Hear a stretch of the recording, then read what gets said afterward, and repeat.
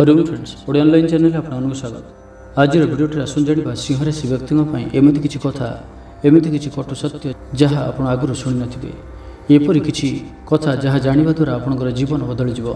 कौन कर भूल जीवन में प्रतिदिन आप कौन किसी भूल कर कौन से रहस्य रही जाऊँगी जहाँ आप करना जो आप जीवन में अनेक दुख पाँच अनेक परिश्रम सत्वे सफलता पाऊना आपणकर सहकर्मी आपणकर आखपाखर लोक जे कि सब दृष्टि आपंठार कम किंतु से बहुत उपरକୁ उठी जाउछंती से बहुत उच्च स्थान को उठुचंती किंतु आपण अधिक परिश्रम सत्वे जोटी सेठी एपरि किछि स्थिति रहउछंती।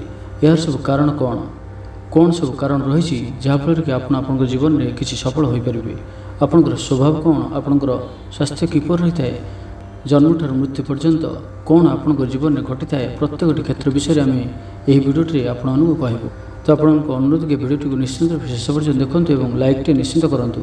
यही भिडियोटी आसन जाना आपणकर लक्ष्य अर्थनैतिक अवस्था आपण शुभ रंग अंक रत्न और धातु कौन होता है आपणकर स्वास्थ्य किपर रहा स्वभाव किपर होता है जीवन साथी लव लाइफ और पारिवारिक जीवन तो सबकिछि विषय चर्चा करबा ए भिडियोटी माध्यम तेबे मोर आपनको अनुरोध कि भिडियोटी को आप निश्चित रूप शेष पर्यटन देखूँ और भिडियोटी भल लगी लाइक करेंगे। एवं संपूर्ण विषयटी को जावा देखते आपंकर मघा नक्षत्र होते दानवगण पूर्व फाल्गुन नक्षत्र होते मानवगण और उत्तर फाल्गुन नक्षत्र होते मानवगण होता।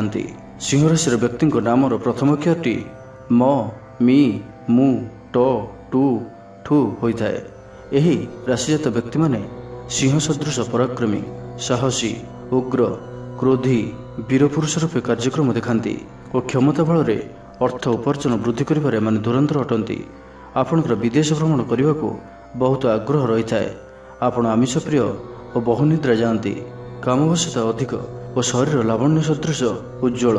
आपण विद्वान शांतिप्रिय आदर्शवादी और गर्वित हृदय परोपकारी रोषपरायण मानसिक कष्ट विशिष्ट स्थिर बुद्धि बहुगुण विशिष्ट कलाप्रेमी राजप्रिय भोगविलासी सतर्कवादी कौशली शत्रुहारी जनवशकारी दयावंत क्षमाशील धर्मपरायण न्याय विचारक यशस्वी तीर्थ भ्रमण प्रिय गुरुमान्य गंभीर चित चतुर बुद्धिमान और आपणकर गोटे सबुठार बड़ गुण यह कि आपण जेकोसी भी परिस्थिति में धैर्यहारा हुअंती नहीं और यही गुण जो आपणकर जीवन में बहुत किसी प्राप्त करते। आपणकर चरित्र है समस्त प्रभुत्व विस्तार करने आपण क्षमता बल सब प्रकार कार्य हासिल करपारती। इंद्रिय भोगर मध्य बहुत आसक्ति थाए नहबा कार्य को कौशल आप करिपारिथांती। उपरुक्त गुण सहित आपणकर अन्य एक विशेष गुण यह अटे कि आपण सामान्य अहंभाव संपन्न। यही अहंभाव जोगु अनेक क्षेत्र में आपण अपदस्थ होइथांती। यही अपदस्थ द्वारा आपणकर मान सम्मान रे सामान्य आघात लगी थाए जहाँफल आपण पर अनुताप करिथांती किंतु सेतेबेलकु सबकिछि सरी जाय थाए। तेणु निजर जिद और अहंगुण और देखे हेबा स्वभाव आपण निवृत्त रुहंतु। आपण ससज माने सुख और शांति रे रही परिबे। आपण मां को अधिक भल पाती। सिंह राशि अधिपति ग्रह होउछन्ति रवि। एबे आसुन जानिबा आपनकर स्वास्थ्य किपर रही थाए। एही राशि व्यक्ति माने सुदृढ़ स्थूल तनु विशाल बदन पिंगल नेत्र विस्तृत गंडदेश गोलाकृति शिर विस्तीर्ण अधर विराट पाद इत्यादि आपंकर चेहरार स्वतंत्रता अटे। जीवन मध्यम अवस्था सिंह राशि अनेक व्यक्ति चंदा हो देखा दिए। उक्त राशि संपन्न व्यक्ति माने प्राय वायुजनित व रक्तचाप जनित और हृदरोग अधिक पीड़ित होबार देखा जाए। अधिक कार्यव्यस्तता गुरुभोजन और खाद्यपेय अनियमितता विश्रामहीनता जोगु आपण असुस्थ हो पड़ती। निशाद्रव्य सेवन और अधिक बयस संजमी नहेले स्वास्थ्य हानि घटी थाए। वायुजनित रोग उदर रोग रक्तचाप दंत रोग पक्षाघात और हृदरोग प्रति आपण सर्वदा सतर्क रुहंतु। राग मसला तेल घी आमिष व चर्बी जातीय खाद्य एप्रति आपण सर्वदा ही सतर्क रहिबा आवश्यक। किंतु जदि आपण निजर शरीर को पूर्ण रूप ध्यान रखिबे और शरीर जत्न नेबे तो आपण निरोग मध्य रहि पारंती। एबे जानिबा आपणकर स्वभाव किपरि होइथाए। आपण जने साहसी कार्यग्राही दाता त्यागी उच्चाभिलाषी स्पष्टवादी निरपेक्ष हृदयवान उत्साही और परोपकारी व्यक्ति अटंती। जेकोसी कार्य आपंकर व्यस्तता और व्यग्रता अधिक देखा जाए।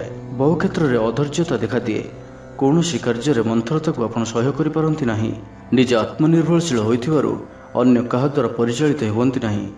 ଆପଣ ଜଣେ କ୍ଷମତାଲୋଭୀ, ସୁଖାଦ୍ୟ ପ୍ରିୟ ଓ ତର୍କବୀର ମଧ୍ୟ ଅଟନ୍ତି। କୌଣସି କ୍ଷେତ୍ରରେ କ୍ଷମତା ପାଇବା ପାଇଁ ଆପଣ ତତ୍ପର ହୋଇ ଉଠନ୍ତି। କାମ ପ୍ରବଣତା ମଧ୍ୟ କିଛି ଅଧିକ ଦେଖାଦେଇଥାଏ। ଅହମ୍ଭାବ, ବଦ୍ରାଗୀ ଓ ଜିଦ୍ ଗୁଣ ଯୋଗୁଁ କିଛି କ୍ଷତିଗ୍ରସ୍ତ ହେବାର ମଧ୍ୟ ଦେଖାଯାଏ। ବିପଦଗାମୀ, ନିଶାସକ୍ତ ଓ କୁସଙ୍ଗୀ ଓ ଚରିତ୍ର ଖରାପ ଥିବା ବ୍ୟକ୍ତିମାନଙ୍କ ସହ ମିଶିବା ଆପଣଙ୍କ ପାଇଁ ସର୍ବଦା ଅନୁଚିତ। ଆପଣ ଜଣେ ବଦଖର୍ଚ୍ଚୀ, ସଞ୍ଚୟ କରିବାକୁ ଚେଷ୍ଟା କରନ୍ତି ନାହିଁ, ଭୋଗବିଳାସରେ ଅଯଥା ଖର୍ଚ୍ଚ କରିଥାନ୍ତି। ଆମିଷ ପ୍ରତି ଆପଣଙ୍କର ଅନେକ ଦୁର୍ବଳତା ରହିଥାଏ। ତେବେ କେତେକ ବ୍ୟକ୍ତି ମଧ୍ୟ ସଞ୍ଚୟ କରିବାର ମଧ୍ୟ ଦେଖାଦିଏ ଓ ଏମାନେ ବଦଖର୍ଚ୍ଚ ମଧ୍ୟ ଏମାନଙ୍କର ଖୁବ୍ କମ୍ ରହିଥାଏ। ଅନ୍ୟମାନଙ୍କଠାରୁ ନିଜ କଥା କହିବାର ଶୈଳୀ ଦ୍ୱାରା ଭଲ ଫାଇଦା ଉଠାଇ ପାରନ୍ତି। ନିଜର ଆତ୍ମସମ୍ମାନ ଉପରେ ଆଘାତ ଆସିଲେ ବା ପଦମର୍ଯ୍ୟାଦାରେ ଆଞ୍ଚ ଆସିଲେ ଆପଣ ମାନସିକ ଶାନ୍ତି ହରାଇ ବସନ୍ତି। ଏମାନେ କାହାକୁ ବି ଅବିଶ୍ୱାସ କରନ୍ତି ନାହିଁ। ପରୋପକାର ଏମାନଙ୍କର ଧର୍ମ। ଯାହାକୁ ବିଶ୍ୱାସ କରିଥାନ୍ତି ସେମାନଙ୍କଠାରେ ବିଶ୍ୱାସଘାତକତାର ସୂଚନା ଦେଖିଲେ ବା କିଛି ବି ସଂକେତ ପାଇଲେ ଏମାନେ ବିବ୍ରତ ହୋଇପଡ଼ନ୍ତି। ଛୋଟ ଛୋଟ ଘଟଣାରେ ଏମାନେ ରାଗି ଯାଇଥାନ୍ତି। ତେବେ ନିଜେ ବୁଝିଗଲେ ସେହି ଦୁଶ୍ଚିନ୍ତାରୁ ମୁକ୍ତି ପାଇଥାନ୍ତି। କେହି ଆପଣଙ୍କୁ ଯଦି ପ୍ରଶଂସା କରିଦିଅନ୍ତି ତ ଆପଣ ପଛକଥାର ସମସ୍ତ ଅପମାନକୁ ଭୁଲିଯାଇ ଅନ୍ୟମାନଙ୍କୁ କ୍ଷମା ଦେଇଥାନ୍ତି। ଏହା ଆପଣଙ୍କର ସବୁଠାରୁ ଉତ୍ତମ ଗୁଣ ହୋଇଥାଏ। ଲଭ୍ ଲାଇଫ୍ ବିଷୟରେ କଥା ହେବା ତ ଆପଣ ପ୍ରେମ ବ୍ୟାପାରରେ ଆପଣ ଦୁର୍ବଳ। ନିଜର ଆତ୍ମସମ୍ମାନକୁ କାହା ପାଖରେ ସମର୍ପଣ କରନ୍ତି ନାହିଁ। ନିଜର ଆନ୍ତରିକତା ଓ ବ୍ୟବହାର ଦ୍ୱାରା ଅନ୍ୟକୁ ଆକୃଷ୍ଟ କରିବାର ଦକ୍ଷତା ଆପଣଙ୍କ ପାଖରେ ରହିଅଛି। କିନ୍ତୁ ରୂପ ବା ଧନର ମୋହରେ କାହା ନିକଟରେ ସହଜରେ ଧରା ଦିଅନ୍ତି ନାହିଁ। କିନ୍ତୁ ଯେଉଁମାନେ ବି ଲଭ୍ ଲାଇଫ୍ କ୍ଷେତ୍ରରେ ରହିଥାନ୍ତି ସେମାନେ ସର୍ବଦା ହିଁ ଜୀବନସାଥୀଙ୍କ ପ୍ରତି ସଚୋଟ। ପ୍ରେମ କରିବାରେ ଏମାନେ ଆଦୌ କୁଶଳୀ ନୁହନ୍ତି, କାରଣ ଅନ୍ୟର ହୃଦୟ ଜିଣିବାରେ ଏମାନେ ପାରଙ୍ଗମ ହୋଇନଥାନ୍ତି। ତରବରିଆ ଭାବେ ଏମାନେ ଆଗକୁ ଯାଆନ୍ତି ନାହିଁ। ସର୍ବଦା ସବୁ କଥା ଚିନ୍ତା କରି ହୁସିଆରରେ ଅଗ୍ରସର ହୁଅନ୍ତି। ଅନ୍ୟ ପକ୍ଷର ପ୍ରତିଶ୍ରୁତି ନ ପାଇଲେ ଏମାନେ ପ୍ରେମ ସମ୍ପର୍କ ସ୍ଥାପନ କରନ୍ତି ନାହିଁ। ପାରିବାରିକ ଜୀବନଯାପନ କ୍ଷେତ୍ରରେ ସର୍ବଦା ବିଚାର କରିଥାନ୍ତି ଓ ଖୁବ୍ ଆନ୍ତରିକତା ଦେଖାଇଥାନ୍ତି। ଦାମ୍ପତ୍ୟ ଜୀବନରେ ବିବେଚନା ଅଭାବଜନିତ ଅଶାନ୍ତିର ସମ୍ମୁଖୀନ ହୁଅନ୍ତି ନାହିଁ। ଯଦି ବୃଷ, ବିଛା, ମକର, କୁମ୍ଭ ଏହି ରାଶିର ଜୀବନସାଥୀ ପାଇଥାନ୍ତି ତାହେଲେ ଏମାନଙ୍କର ପାରିବାରିକ ଶାନ୍ତି ସାମାନ୍ୟ ବ୍ୟାହତ ହୋଇଥାଏ। ମେଷ ଓ ଧନୁଜାତ ବ୍ୟକ୍ତି ଏହି ରାଶିର ସର୍ବଶ୍ରେଷ୍ଠ ଜୀବନସାଥୀ ହୋଇପାରନ୍ତି। ଏବେ ଆସନ୍ତୁ ଜାଣିବେ ଏମାନଙ୍କର ପାରିବାରିକ ଜୀବନ କିପରି ହୋଇଥାଏ। ଆପଣ ଯୋଜନାବଦ୍ଧ ଜୀବନର ପକ୍ଷପାତୀ ଅଟନ୍ତି। ଶୃଙ୍ଖଳିତ ଓ ସ୍ପଷ୍ଟବାଦିତା ଗୁଣ ଅଧିକ ଦେଖାଯାଇଥାଏ। ତରବରିଆ ଗୁଣ ଆପଣଙ୍କର ଏକ ମନ୍ଦ ଗୁଣ ଅଟେ। ଏହାକୁ ତ୍ୟାଗ କରିବା ଉଚିତ। ରକ୍ଷଣଶୀଳତା ମନୋଭାବ ଓ ପାରିବାରିକ ଐତିହ୍ୟ ଓ ସଂସ୍କୃତିକୁ ମାନି ଚଳିବା ପାଇଁ ଆପଣ ବିଶେଷ ଆଗ୍ରହୀ। ସ୍ତ୍ରୀ ବା ସ୍ୱାମୀଙ୍କ ଅପେକ୍ଷା ନିଜର ବନ୍ଧୁବାନ୍ଧବଙ୍କ ପ୍ରତି ଅଗାଧ ସ୍ନେହ ଥାଏ। ମାଆଙ୍କୁ ଆପଣ ବେଶୀ ଭକ୍ତି କରିଥାନ୍ତି। ଅଧିକ ସନ୍ତତିଙ୍କର ଏମାନେ ଜନକଜନନୀ ହେବାର ଦେଖାଯାଏ। ବନ, ଲତା, ଝରଣା, ପାହାଡ଼, ପର୍ବତ ଅଞ୍ଚଳ ପ୍ରତି ଆପଣଙ୍କର ବିଶେଷ ଆଗ୍ରହ ରହିଥାଏ। ଭ୍ରମଣ କରିବାକୁ ପସନ୍ଦ କରିଥାନ୍ତି ଓ ଆପଣଙ୍କର ସନ୍ତାନ ସନ୍ତତିମାନେ ବହୁତ ଗୁଣବାନ ହୋଇଥାନ୍ତି। ଏବେ ଆସନ୍ତୁ ଜାଣିବା କି ସିଂହ ରାଶି ବ୍ୟକ୍ତିମାନଙ୍କର ବନ୍ଧୁତା କିପରି ହୋଇଥାଏ। ଏହି ରାଶିଜାତ ବ୍ୟକ୍ତିମାନଙ୍କ ସହିତ ଯେଉଁମାନଙ୍କର ବନ୍ଧୁତା ହୋଇଥାଏ ସେମାନଙ୍କର ବନ୍ଧୁତା ସୁଦୃଢ଼ ଓ ସ୍ଥାୟୀ ଅଟେ।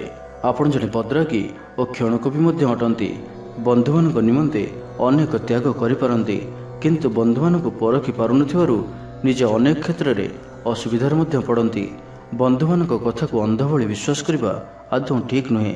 ପ୍ରଥମେ ବନ୍ଧୁମାନଙ୍କର ମନୋଭାବକୁ ହୃଦୟଙ୍ଗମ କରି ତାଙ୍କ କଥାକୁ ଟିକିନିକି ତର୍ଜମା କରି କାର୍ଯ୍ୟରେ ଅଗ୍ରସର ହୁଅନ୍ତୁ। ବନ୍ଧୁତା ସୃଷ୍ଟି କରିବାରେ ଆପଣ ଧୁରନ୍ଧର। ବେଳେବେଳେ ବନ୍ଧୁମାନେ ଆପଣଙ୍କୁ ଖାଲକୁ ମଧ୍ୟ ଠେଲି ଦେଇପାରନ୍ତି। ସେଥିପାଇଁ ତାଙ୍କ ପ୍ରତି ଆପଣ ହୁସିଆର ରହିବେ। ଏହାଙ୍କ ଗୁପ୍ତ ମନୋଭାବକୁ ଚିହ୍ନିବା ବହୁତ କଷ୍ଟ। ଅନ୍ୟାୟ ବିରୁଦ୍ଧରେ ଏହିମାନେ ହିଁ ପ୍ରଥମେ ସ୍ୱର ଉତ୍ତୋଳନ କରିଥାନ୍ତି। ନ୍ୟାୟର ପୂଜାରୀ, ଦୃଢ଼ ଆତ୍ମବିଶ୍ୱାସୀ, ସାହସୀ ଓ ନୀତି ନିୟମରୁ ବିଚ୍ୟୁତ ହୁଅନ୍ତି ନାହିଁ। ପ୍ରତିପକ୍ଷ ନିକଟରେ ଯଦି କେବେ ଅନ୍ୟାୟରେ ହାରିଯାଇଥାନ୍ତି ତ ସେ ଠିକ୍ ସମୟ ଦେଖି ପ୍ରତିପକ୍ଷର ବିଚାର କରିବାକୁ ପଛାନ୍ତି ନାହିଁ। ଏମାନେ ନ୍ୟାୟପରାୟଣ ବ୍ୟକ୍ତି ହୋଇଥିବାରୁ ବିଳମ୍ବରେ ହେଲେ ବି ଏମାନଙ୍କର ବିଜୟ ଘଟିଥାଏ। ଏବେ ଆସନ୍ତୁ ଜାଣିବା ଆପଣଙ୍କର ଲକ୍ଷ୍ୟ କିପରି ହୋଇଥାଏ। ଆପଣ ଜଣେ ଆତ୍ମାଭିମାନୀ ବ୍ୟକ୍ତି ଅଟନ୍ତି। ନିଜର ସୁନାମ, ସମ୍ମାନ, ଆଧିପତ୍ୟ, ପ୍ରଶଂସା ଏବଂ ଗୌରବକୁ ଆଖି ଆଗରେ ରଖି କାର୍ଯ୍ୟ କରିଥାନ୍ତି। ସାଂଗଠନିକ ଦକ୍ଷତା, ନେତୃତ୍ୱ ଓ ବିଭିନ୍ନ ପଦପଦବୀରେ ଅଧିଷ୍ଠିତ ହୋଇଥାନ୍ତି।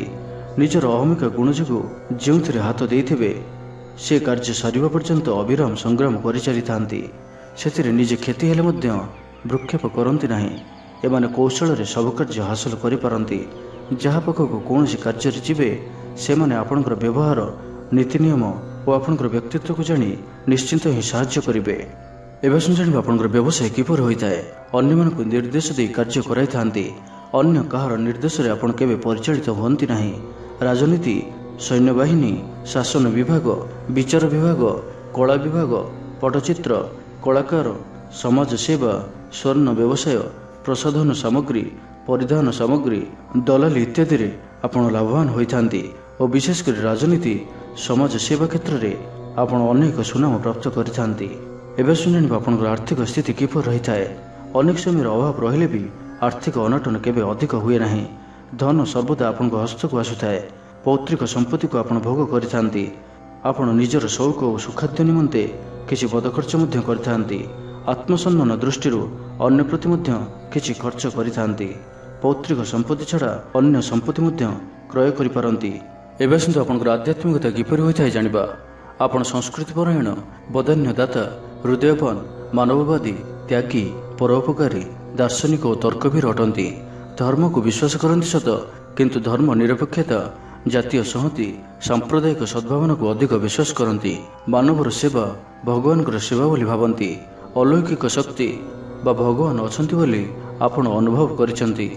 ତାଙ୍କରି ପାଖରେ ନିଜକୁ ନିଜେ ସମର୍ପଣ କରି ସର୍ବଦା ପ୍ରସନ୍ନ ରୁହନ୍ତି। ଅସୁବିଧାରେ ପଡ଼ିଲେ ପ୍ରତିମୂର୍ତ୍ତି ପୂଜା କରିଥାନ୍ତି।